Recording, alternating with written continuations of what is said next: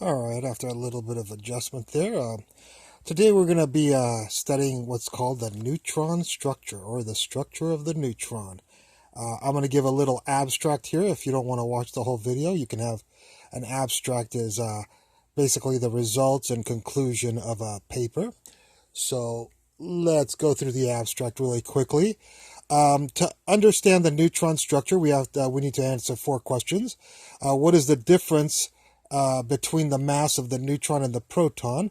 And if you subtract the mass of the neutron from the mass of proton from the mass of neutron, you get 2.3 times 10 to the minus 30 kilograms. The next question we want to answer is, what velocity would an electron need to achieve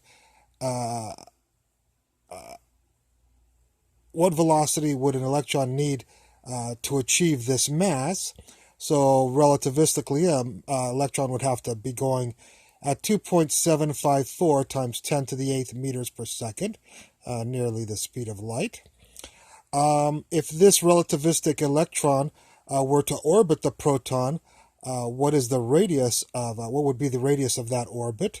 And the radius of the orbit would be 1.32 times 10 to the minus 15 meters. And compare this to the Compton wavelength of a neutron.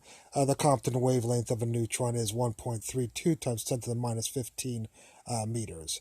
And so our conclusion is that the structure of a neutron is, against all other physics nomenclature, is an electron that is relativistically orbiting a proton. Okay, now that was the abstract. Now we'll go through the actual paper and see how we got all those results. So the first question was, what was the mass difference between the neutron and the proton? And the mass of the neutron is 1.6749 times 10 to the minus 27 kilograms. Mass of the proton is 1.6726 times 10 to the minus 27 kilograms. If you subtract those, you get 2.3 times 10 to the minus 30 kilograms, which is what we had in our abstract. What velocity, relativistic velocity, would an electron need to have to attain this mass difference? Of course, an electron normally is 9.11 times 10 to the minus 31 kilograms if it's at rest. So if it were to move or have a velocity, and therefore, by Einstein's theory of special relativity, it would have a greater mass, 2.3 times 10 to the minus 30 kilograms. According to Einstein's relativistic mass equation, you have the rest mass here, the relativistic mass here, and 1 minus v squared divided by the square root of the speed of light squared, the square root of.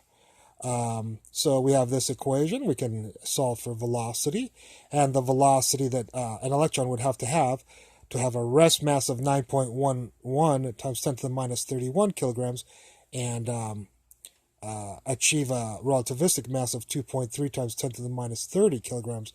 It would have to have a velocity of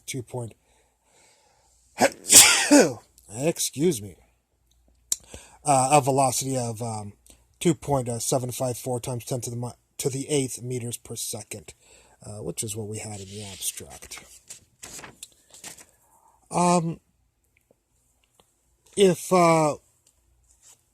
this relativistic electron electrodynamically orbits a proton, what would be the radius of that electron orbit about the proton?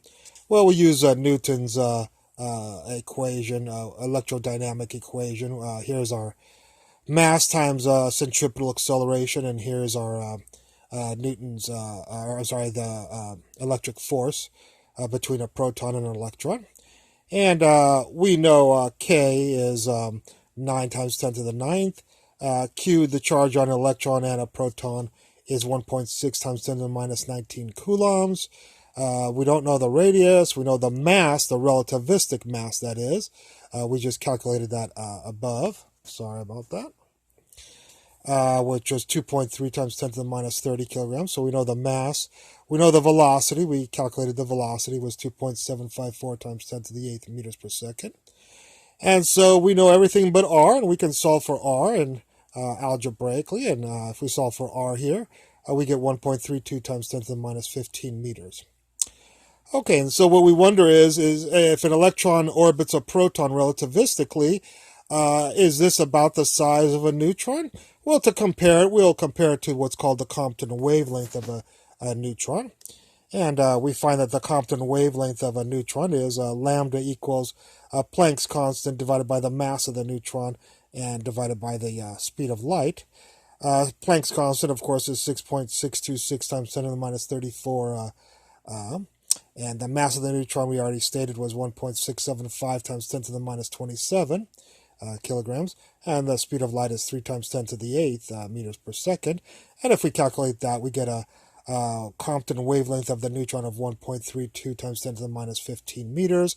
It's a little bit of coincidence that we got the exact same number, 1.32 and 1.32, but the 10 to the minus 15 is what's more important, and within the order of magnitude, our relativistic orbit of the electron about a proton is very compatible with the size of a neutron. Okay, so our conclusion is that the structure of the neutron is a relativistically orbiting electron around about a proton. I hope you enjoyed this lecture, and I look forward to any comments you have at the bottom of this video. Thank you. Bye.